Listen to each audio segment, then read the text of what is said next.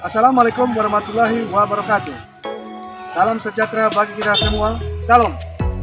Perkenalkan, nama saya Nestor Halawa, mahasiswa PPG dalam jabatan tahun 2022 kategori 1. Saya sebagai guru ekonomi di SMA Negeri 1 Amandaya. Pada hari ini Rabu 5 Oktober 2022 pukul 9 WIB, saya akan melaksanakan praktek pembelajaran di kelas 10 dengan materi distribusi dan konsumsi sebagai kegiatan ekonomi.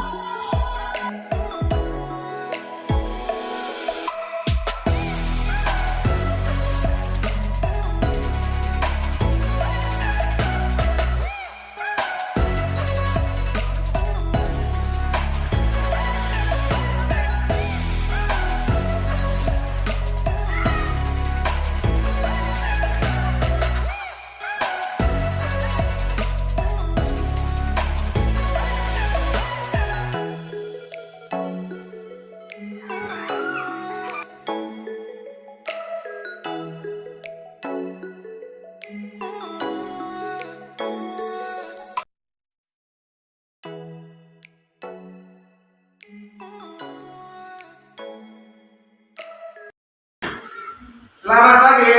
Pagi, Pak. Bagaimana kabar? Baik, Pak. Sudah bersarapan belum? Sudah, Pak. Terima kasih. Baik, anak-anak kami, sebelum kegiatan kita mulai pada bagian ini, ya sebagaimana sebagai umat yang percaya kepada Tuhan, maka untuk itu kami minta anak kami Asmida untuk membawa kita dalam doa. Terima kasih dan bersiap.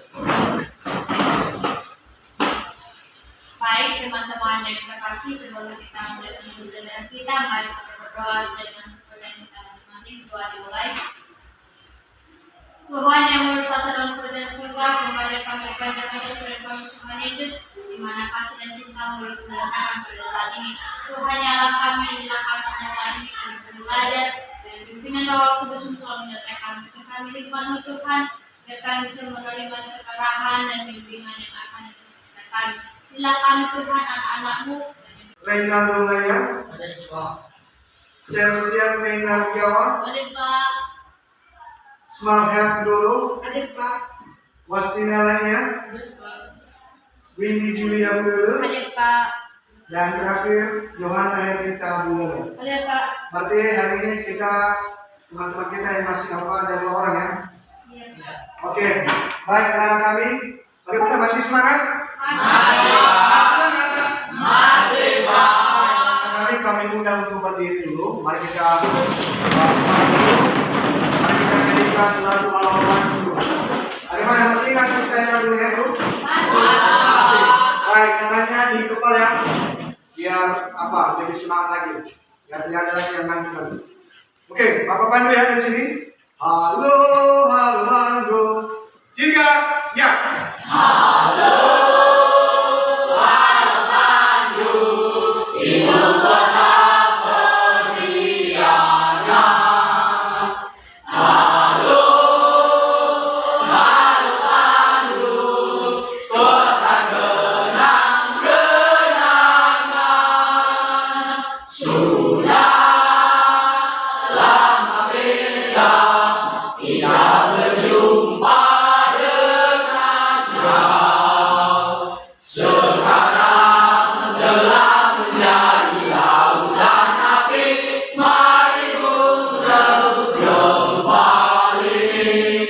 Oke, tepuk tangan semua dulu. Dengan tempat duduknya, kalau yang masih belum memakai dasi silakan dasi dipakai, dirapikan bajunya, yang masih bajunya pada dari luar. Ya. Nah, baik. Sebelum kita masuk pada materi hari ini tentang distribusi dan konsumsi, Bapak mau mereview, mengingatkan kembali tentang materi kita pada minggu yang lalu tentang produksi. Kira-kira anak-anak kami masih ada yang mengingat tentang materi kita pada minggu yang lalu? Saya Pak. Oke, silakan Aswita. Baik, terima kasih sebelumnya. Sebagaimana kita telah ketahui yang namanya produksi. Produksi adalah suatu kegiatan menghasilkan dan menambah suatu nilai guna barang ataupun jasa. Oke, terima kasih kepada kami Sultan.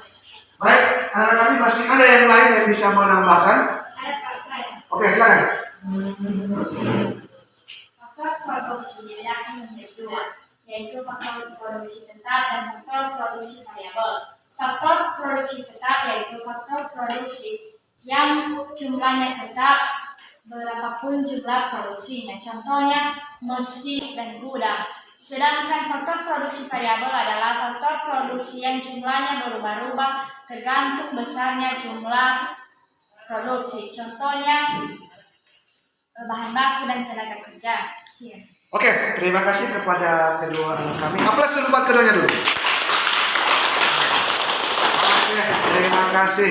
Nah, jadi anak-anak kami ingat ini menjadi salah satu contoh kedua teman-teman kita ini, yang mana mereka masih mengingat tentang materi 1 minggu yang lalu. Ya. Nah, jadi ini terbukti bahwa di rumah mereka itu menerapkan yang namanya literasi. Ya, jadi pencapaiannya itu yang pertama menjelaskan pengertian distribusi, kedua menyimpulkan tujuan distribusi, ketiga mengkategorikan faktor-faktor yang mempengaruhi distribusi, dan keempat yaitu menentukan konsumsi sebagai kegiatan ekonomi. Dan yang menjadi daripada tujuan pembelajaran yaitu pertama sekali, melalui menyimak video pada materi pembelajaran, siswa dapat menjelaskan pengertian distribusi dengan baik. Poin yang kedua, melalui menyimak video, siswa dapat menyimpulkan tujuan distribusi dengan benar. Ketiga, melalui tayangan PPT ataupun slide, siswa dapat mengkategorikan faktor-faktor yang mempengaruhi distribusi dengan tepat.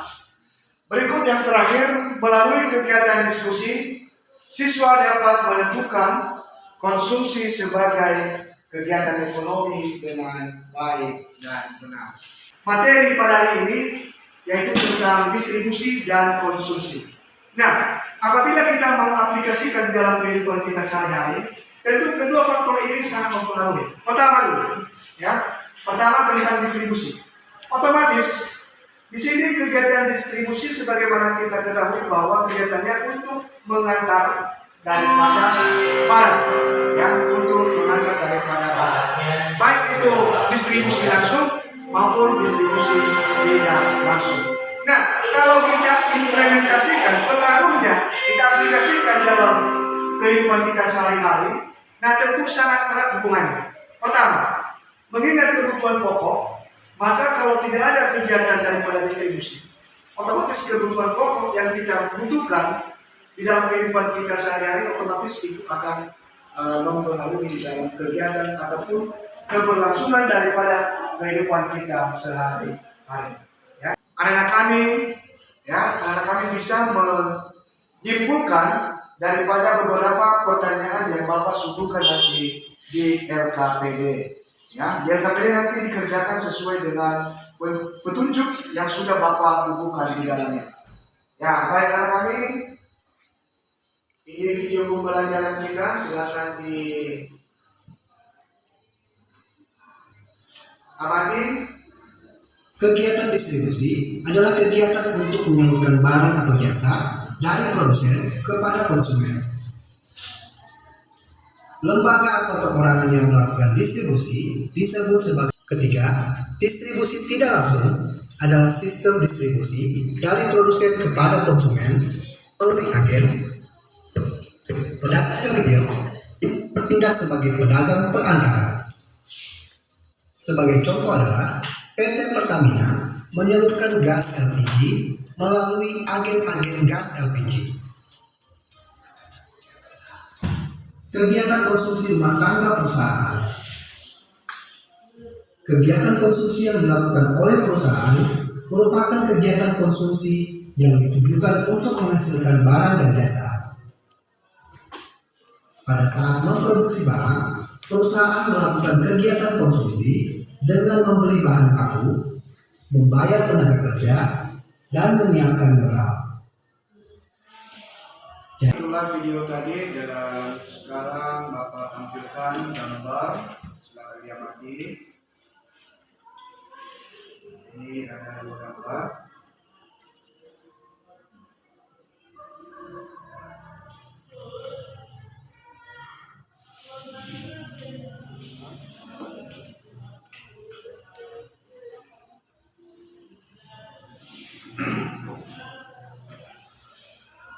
Sudah cukup mengamati gambar dan video. Nah, di sini Bapak akan membagikan kelompok. Ini nanti masing-masing kelompok supaya bergabung di kelompoknya. Ya. Nah, yang menjadi kelompok satu Dilarejat Berjawa, Malengka Bago, Aswita Arawa, Selstian Jawa, Iman Putrandoro, dan Jonathan Jawa. Itu kelompok satu. Kelompok dua Asmeda Bulelo, Andreas Laya, Ernika Mulele, Francisca Arawa, Raja Roberto Laya, Windy Mulele, dan terakhir Ernestina Arawa. Dan kelompok tiga Felicia Jawa, Sma Doro, Wastina Laya, Reynaldo Laya, Febrian Sudoro, dan Rodeja Elias Laya. Nah, kepada kami persilakan supaya bergabung di kelompoknya masing-masing. Ya, di sini kelompok satu, ini dua, dan di sini tiga. Ya, cuma bergabung di kelompok masing-masing.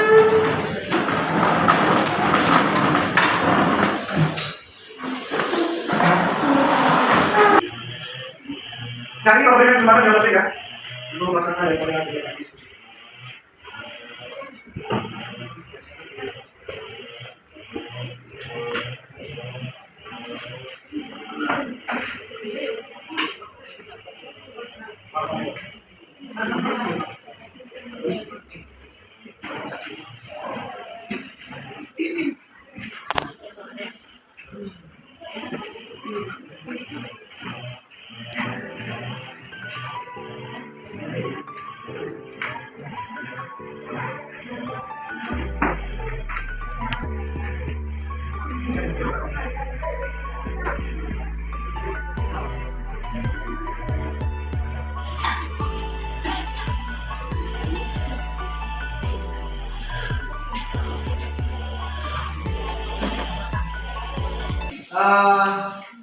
Ada yang sudah siap kelompoknya? Ada Pak. Oke, silakan kelompok berapa ini? Nomor 2. Oke, kelompok dua kami persilakan. Dan kepada kelompok yang lain juga silakan didengarkan, silakan diamati, dan setelah itu nanti silakan diberikan masukan komentar. Oke, kelompok dua kami persilakan. Baik, terima kasih kesempatan terhadap kepada kami kelompok 2 untuk mempresentasikan hasil diskusi kami. Yang dimaksud dengan distribusi yaitu menyalurkan barang atau jasa hasil produksi kepada konsumen. Jadi, distribusi berarti suatu kegiatan yang dilakukan agar hasil produksi sampai kepada konsumen. Faktor-faktor yang mempengaruhi distribusi yaitu pertama pasar, kedua produk, ketiga produsen, dan terakhir perantara. Tujuan kegiatan distribusi membantu menyalurkan barang dan jasa hasil produksi dari produsen ke konsumen, dan yang kedua mempermudah konsumen untuk mendapatkan barang kebutuhannya. Yang dimaksud dengan konsumsi yaitu kegiatan menghabiskan atau mengurangi nilai guna suatu barang dan jasa. Jadi konsumsi jadi bisa diartikan adalah sebuah kegiatan. Pada kelompok dua, mana tahu ada dari kelompok yang lain, kelompok 1 dan 3 yang mau menanggapi, memberikan saran, masukan, kami persilakan. Dari kelompok 1 ada? Ya, silakan. Siapa yang bisa?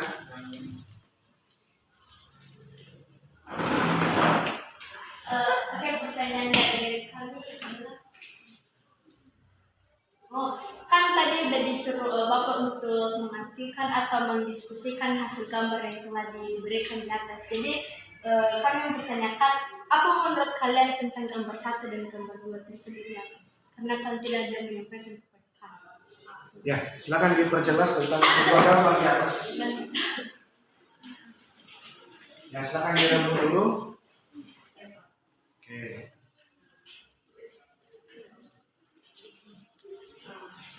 Tidak ada tambah langsung jawab. Langsung aja. Dua gambar ya. Ya. Baik, sesuai dengan kami akan menjawab pertanyaan dari kelompok pertama, yaitu apa menurut kami gambar pertama dan gambar yang kedua. Menurut kami, gambar pertama yaitu distribusi, artinya terdapat beberapa orang atau alat transportasi untuk mengantarkan barang kepada konsumen. Dan gambar yang kedua yaitu konsumsi, yaitu manusia yang sedang menghabiskan makanan yang telah dibeli. Sekian. Nah, baik, dari kelompok 1 saya rasa sudah cukup jelas ya tentang pemaparan tentang gambar yang sudah Bapak suguhkan barusan. Dari kelompok 3 ada yang perlu ditanyakan? Tidak Pak. Oke, tidak ada. Oke, sudah sangat jelas. Maka untuk kelompok 1 saya rasa sudah kelompok 2 sudah selesai. Dan untuk itu kami berikan kesempatan kepada kelompok 1 untuk presentasi juga. Baik, terima kasih atas kesempatan yang telah diberikan kepada kami kelompok 1 untuk menyampaikan hasil diskusi kami. Jadi untuk bagian gambar tadi, gambar pertama itu adalah pelakunya kendaraan dan manusia. Lalu kegiatan mereka di situ memakai barang atau mengirim barang yang bertujuan agar barang itu sampai kepada pemesan atau konsumen. Nah, di gambar kedua ada manusia yang kegiatannya sedang makan bertujuan untuk menghabiskan makanan tersebut. Itulah hasil diskusi kami tentang gambar. Nah, untuk hasil diskusi analisis materi, pertama, distribusi itu adalah kegiatan mengirim barang kepada pembeli atau penerima, di mana ada suatu barang yang telah dipesan oleh konsumen dan pengantar mengirim barang tersebut kepada pembeli. Lalu faktor-faktor yang mempengaruhi distribusi menurut kami adalah distribusi dipengaruhi oleh alat transportasi, pekerja, dan produk. Tujuan kegiatan distribusi untuk memudahkan pemesan atau pembeli. Nah, memudahkan itu satu, tidak membuat pemesan capek-capek untuk ke pasar. Kedua, menghemat waktu. Maksudnya di sini contohnya orang tersebut yang ingin memesan lagi sibuk atau tidak memiliki waktu. Jadi untuk bagian hemat waktu ini adalah dia bisa sambil kerja dan memesan barang tersebut melalui distribusi tidak langsung atau menggunakan toko online. Lalu apa yang dimaksud dengan konsumsi? Konsumsi itu adalah memakai barang yang telah kita beli tadi dan kita gunakan. Lalu faktor yang mempengaruhi kegiatan konsumsi menurut kami itu uang, karena latar belakang apapun yang kita gunakan itu pasti digunakan dulu dari uang baru kita bisa mendapatkan barang tersebut.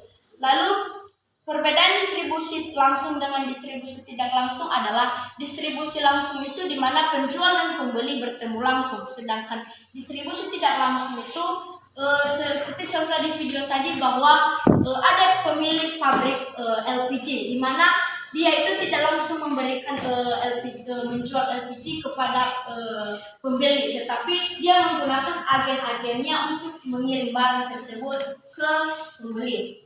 Lalu Herman Hendricks dosen pada tahun 1854 mengemukakan dua teori nilai subjektif.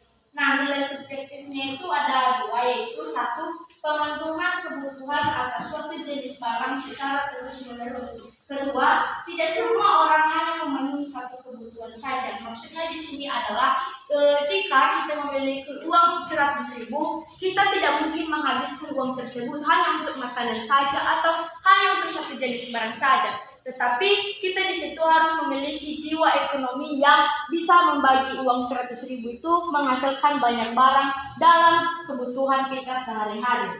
Lalu pihak-pihak yang terlibat langsung dalam kegiatan distribusi itu menurut kami yaitu pengirim dan penerima. Jadi sekianlah hasil diskusi kami kelompok 1. Jika ada yang ingin memberikan pertanyaan, silakan. Nah, baik.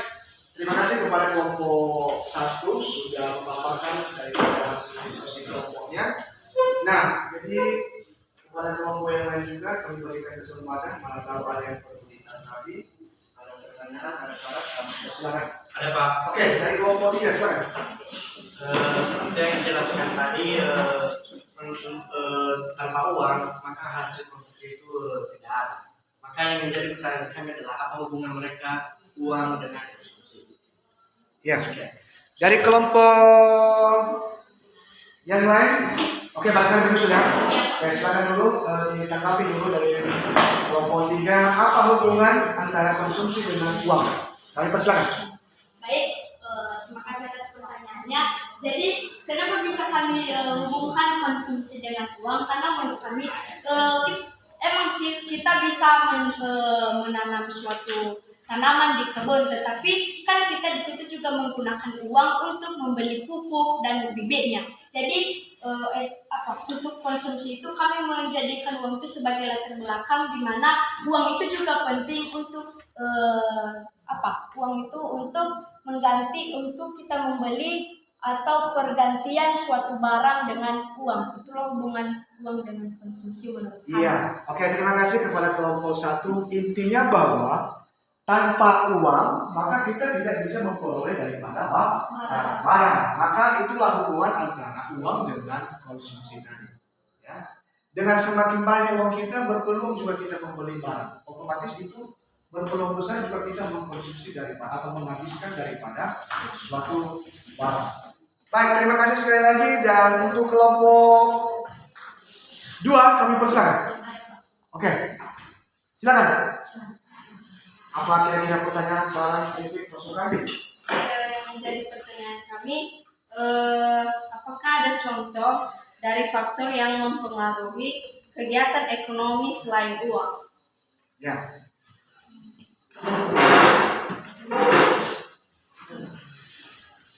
Baik, faktor yang mempengaruhi konsumsi itu ada 2, yaitu pendapatan dan faktor eksternal. Jadi kami lebih paham di faktor internal, yaitu pendapatan. Jadi itulah uang tadi, berhubungan dengan pendapatan. Lalu kedua, usia dan jenis kelamin. Ketiga, pola hidup. 4, selera. Itulah faktor yang mempengaruhi konsumsi.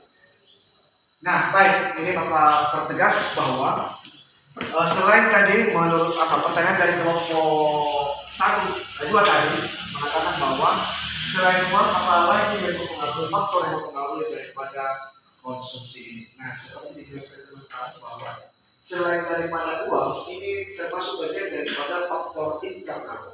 Ya. Selain pendapatan, termasuk juga selera, termasuk juga pola hidup dan termasuk juga daripada usia. Otomatis kalau misalnya usia muda, usia tua, cara atau konsumsi mereka tentu berbeda. Ya. Apa yang mereka konsumsi tentu pastinya pasti akan berbeda. Yang dikonsumsi oleh orang tua berbeda dengan anak-anak dan dewasa dan yang masih remaja. Nah, jadi itu saya rasa sudah jelas untuk kelompok 1. Kelompok 3 kami persilakan untuk mempresentasikan dari hasil diskusinya. Baik, terima kasih kesempatan yang telah diberikan kepada saya untuk mempresentasikan hasil diskusi kami. Jadi setelah kami mengamati gambar yang telah dipaparkan, dari gambar pertama terdapat pelakunya adalah kendaraan dan manusia.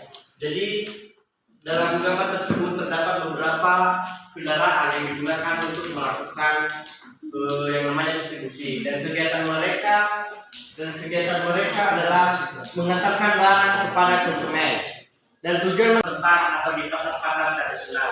Pasti di pasar-pasar tradisional membutuhkan yang namanya uang, karena tanpa uang kita tidak bisa membeli barang yang telah disediakan oleh produsen.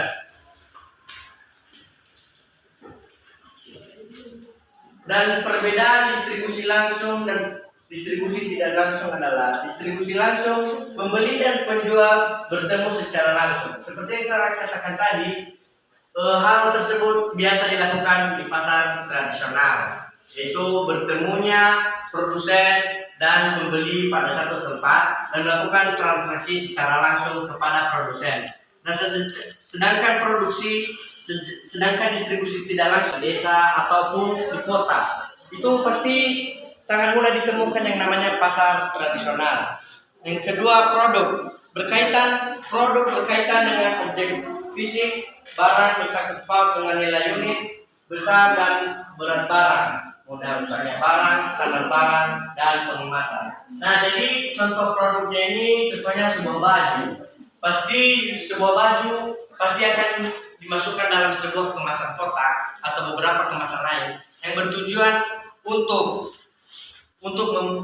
memudahkan barang tersebut tidak mudah rusak. Yang ketiga adalah produsen. Pertimbangan yang diperlukan di sini adalah sumber dana, pengalaman, dan kemampuan manajemen serta pengawasan dan pelayanan yang diberikan. Jadi contohnya ini adalah seorang produsen ini pasti di beberapa negara ataupun di beberapa tempat produsen itu memiliki banyak keahlian masing-masing. Jadi produsen itu memiliki pengaruh besar akan hasil produksi yang akan dia jual. Dan yang terakhir adalah perantara. Beberapa faktor yang perlu dipertimbangkan antara lain pelayanan perantara, keuangan perantara, sikap perantara terhadap kebijaksanaan produsen, volume penjualan, dan ongkos penyaluran barang. Jadi maksudnya perantara di sini adalah mempertimbangkan kembali beberapa faktor yang seperti yang saya katakan tadi agar hasil produksi tersebut tidak menjadi masalah jika seandainya dijual kepada konsumen. Sekian, maka sudah jelas. Nah, baik, terima kasih. Saya rasa sudah sangat jelas penjelasan dari kelompok 3. Dan sekali lagi terima kasih atas penampilan, atas presentasi dari setiap kelompok pada hari ini sudah sangat-sangat maksimal. Tepuk tangan untuk semua dulu.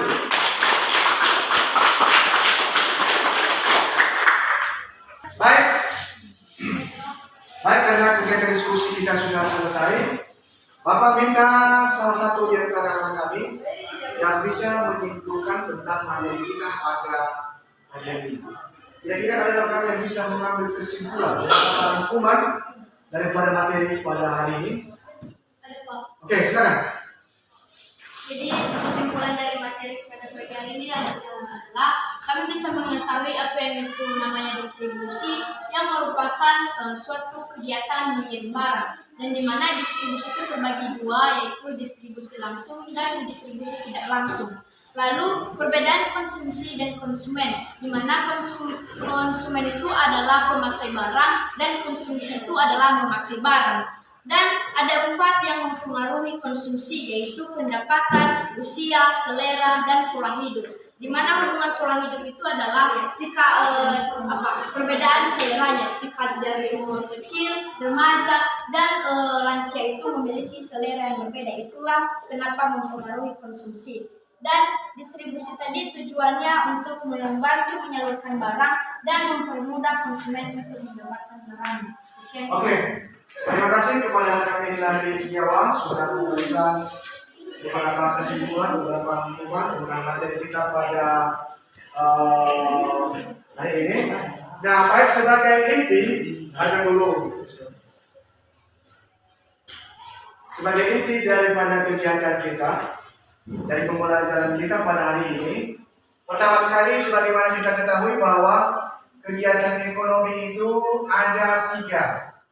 Ya, pertama ada produksi yang sudah kita pelajari kemarin, ada konsumsi, distribusi, dan ada konsumsi. Nah, sebagaimana kita ketahui bahwa distribusi ini merupakan kegiatan untuk mengirimkan ataupun menyalurkan daripada barang kepada pelanggan ataupun kepada konsumen.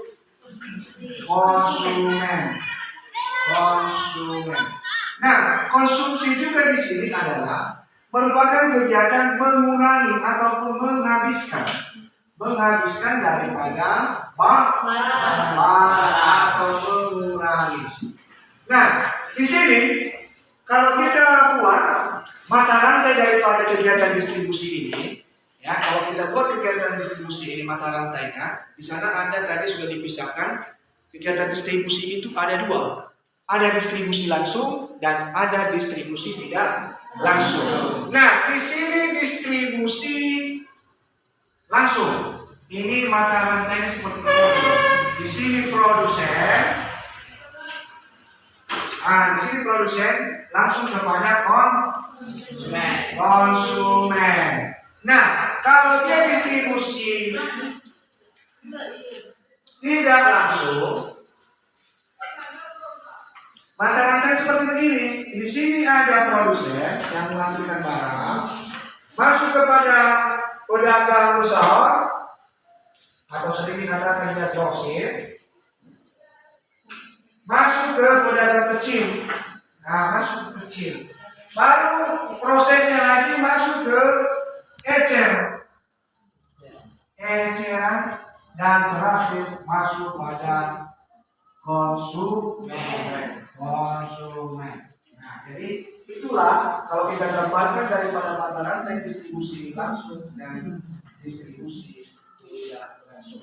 Nah, di sini pada kegiatan konsumsi juga ada beberapa faktor yang mempengaruhi daripada kegiatan daripada konsumsi tadi. Yang mulai daripada satu dulu secara internal dulu bahwa mulai dari pendapatan, ya, mulai dari selera. Otomatis karena kami di sini selera juga sangat mempengaruhi. Ya, mungkin selera kita minggu ini berbeda minggu depan. Ya, mungkin pendapatan kita minggu ini kurang bagus, otomatis itu mempengaruhi konsumsi kita. Kalau misalnya pendapatan kita pada minggu ini atau bulan ini sangat minim sekali, otomatis juga itu mempengaruhi daripada tingkat konsumsi. Ya, otomatis mempengaruhi daripada kebutuhan yang akan kita pergunakan. Ya, dan termasuk yang namanya faktor umur. Faktor umur di mana umur muda, tua, remaja tentu kebutuhan mereka itu sangat berbeda. Ya. Yang anak kecil otomatis tidak sama dengan kebutuhan orang-orang yang sudah dewasa. Nah, jadi sekali lagi anak kami itulah yang merupakan poin penting, ya, poin penting pada materi kita tentang distribusi dan konsumsi pada hari ini. Sekali lagi kami ucapkan terima kasih kepada anak kami atas partisipasi, atensi, waktu, pikiran yang telah diluangkan pada kesempatan ini, sehingga kegiatan ini bisa berjalan dari awal pertengahan hingga berakhir. Ya. Nah, jadi sebelum kita berubah dari sini, kami perlu mengingatkan, kami perlu berikan penugasan, ya, untuk pertemuan minggu depan kita akan masuk tentang pelaku daripada ekonomi. Nah, jadi ini Bapak mengharapkan sebenarnya sekali, ya, untuk materi pelaku ekonomi yang minggu depan ini kami berikan kesempatan kepada kami agar mencari bahan yang relevan, mencari bahan agar pada saat kita masuk minggu depan memudahkan, memperlancar, tidak terganggu dan memberikan waktu yang sangat efisien kepada kita untuk melaksanakan daripada proses pembelajaran pada minggu ini. Oke, anak-anak kami mengingat waktu sudah selesai juga, dan sebelum kita kembali dari sini sebagai umat yang percaya kepada Tuhan, mari kita kembali berserah diri dalam tangannya. Untuk itu kami minta posisi kami, mari kita padu untuk membawa kita dalam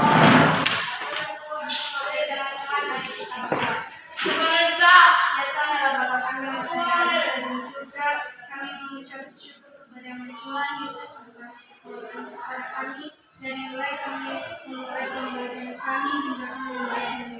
Ya Tuhan, semoga Tuhan yang kami berpisah di tempat ini Tuhan, kiranya apapun pelajaran yang telah kami dapatkan, semoga kami ingat selalu dan dapat kami pandang Tuhan Yesus Kristus dari sekali. Amin. Amin. Terima kasih kepada anak kami Malenta Bago dan berhubung karena tidak lagi kegiatan kita, maka Bapak akhiri.